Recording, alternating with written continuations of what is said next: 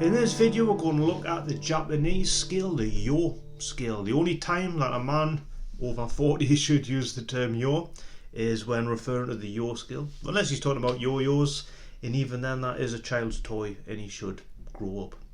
But yes, the yo scale. We've been looking at Japanese scales. We looked at the Hirajoshi scale recently and its use in like the Queen song, the Prophet song.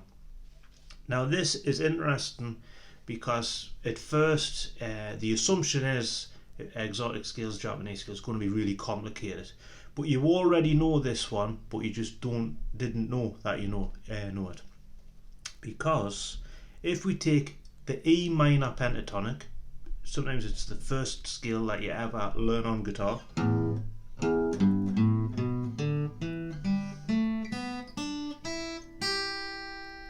So E minor, root note E. If we go up 5 notes, 1, 2, 3, 4, 5 to the D and use that as the root note, we now have D, the yo scale in D. And if we use the D as a drone,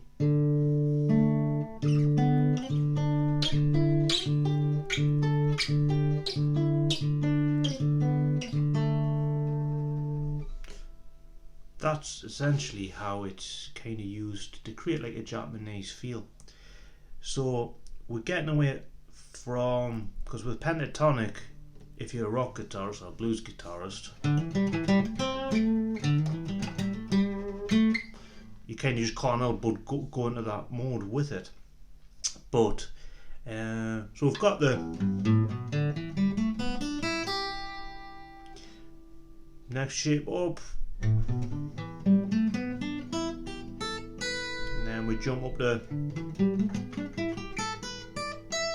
and then an octave up, what we did at the bottom of the guitar. So in this video we're concentrating on the E minor pentatonic, using the 5th as the root note, but you can apply that rule to any minor pentatonic. In this case we're just sticking within the E minor pentatonic. And what's interesting with doing these Japanese scales is you have to start thinking differently, because like I say, the tendency is to fall into the way of doing the pentatonic, and we're not going to be doing that. So we can use the D drone,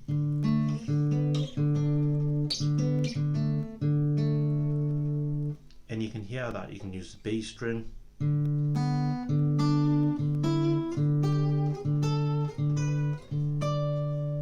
like that. One thing to remember with Japanese scales is they are a Western translation of a Japanese scale. So the system that the Japanese use for their music is different. It could go into quite complicated explanations of it, but their tuning's different, so it is a translation. So you might see almost contradictions in certain ones. It's not that they're wrong, it's just it's a different interpretation. I mean, you get that with words, you know, if somebody, the translation for the word big, somebody else might use the word enormous. It means the same thing, but it's slightly different, if that makes sense. So anyway, so because we're thinking differently, and I've deliberately used the acoustic guitar in these videos because the tendency is to think with exotic scales and Japanese scales that they're going to be used by heavy metal guitarists who are flying around the neck at 90 miles an hour. Not necessarily the case. So in this case, D5,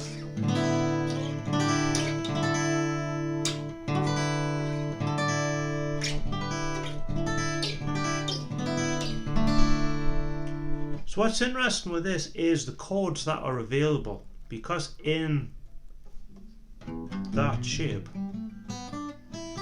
you don't have a D major or a D minor. You have either a D suspended 2, a D suspended 4, or you could have a D5.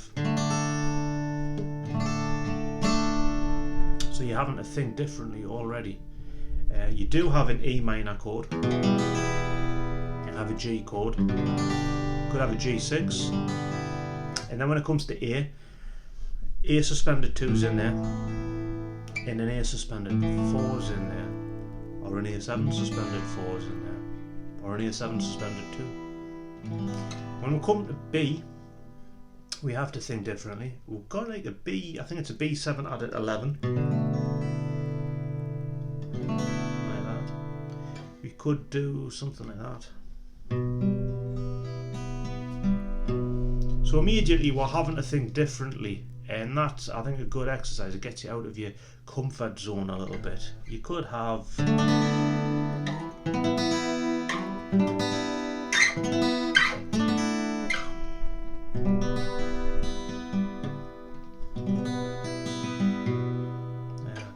play around with this and see what you can come up with, and it does make it a lot more interesting. And I like the fact that it does get you to use the pentatonic scale and use it in a way that you would never normally think of, and you can almost sound something that Led Zeppelin would do. So I wrote a little piece quickly using just that scale. I'll put the guitar tab on. You may not be interested in learning it, but it sounded interesting, and it's something I wouldn't have normally come up with if it wasn't for the sake of looking at the yo scale.